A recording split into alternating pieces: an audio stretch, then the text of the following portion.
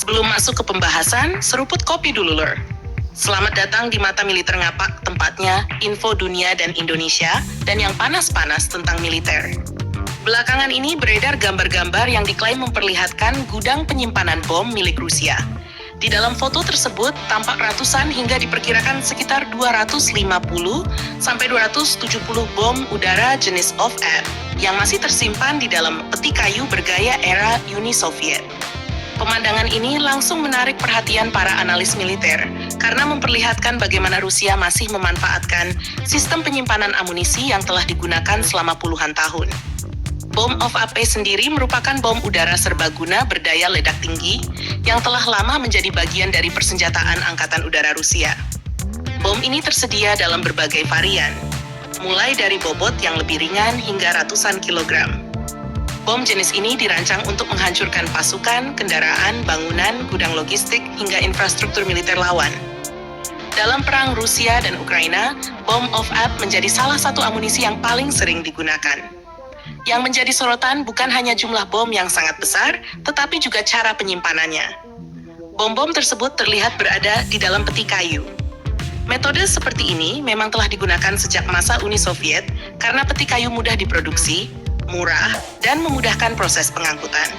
Namun di era peperangan modern, metode tersebut mulai dipandang memiliki sejumlah kelemahan. Peti kayu memiliki satu kelemahan utama, yaitu mudah terbakar.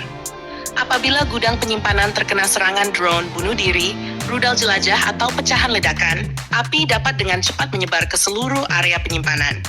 Jika api mencapai amunisi yang tersimpan, potensi ledakan berantai akan meningkat secara signifikan. Inilah yang membuat gudang amunisi menjadi salah satu target prioritas dalam perang modern. Ukraina selama beberapa tahun terakhir terus meningkatkan kemampuan serangan jarak jauhnya. Selain menggunakan drone bunuh diri, Ukraina juga mengembangkan drone jarak jauh yang mampu menempuh ratusan bahkan lebih dari 1.000 km untuk menyerang fasilitas militer Rusia jauh di belakang garis depan. Strategi menyerang gudang amunisi memiliki keuntungan yang sangat besar. Dibandingkan menghancurkan satu kendaraan tempur, menghancurkan satu gudang amunisi dapat menghilangkan ribuan butir amunisi sekaligus.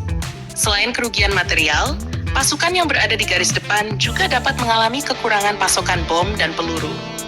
Karena alasan itulah, Rusia dalam beberapa tahun terakhir mulai memperkuat perlindungan fasilitas logistiknya.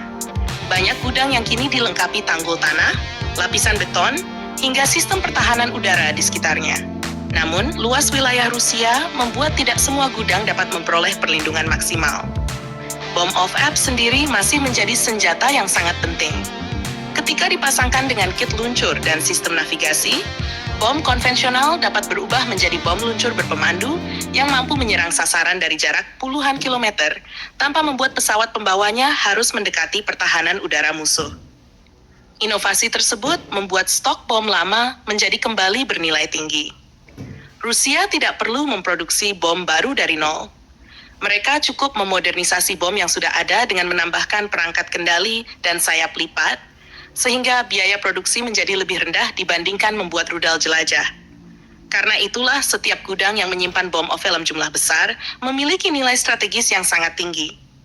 Kehilangannya bukan hanya berarti hilangnya ratusan bom, tetapi juga berkurangnya kemampuan Rusia untuk melaksanakan serangan udara dalam jangka panjang.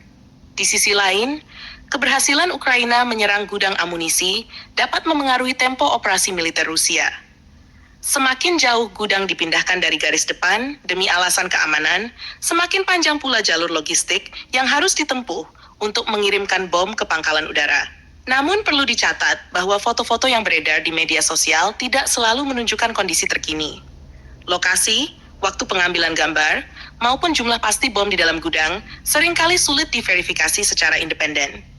Dalam konflik berskala besar, informasi visual seperti ini harus dianalisis dengan hati-hati agar tidak menimbulkan kesimpulan yang keliru.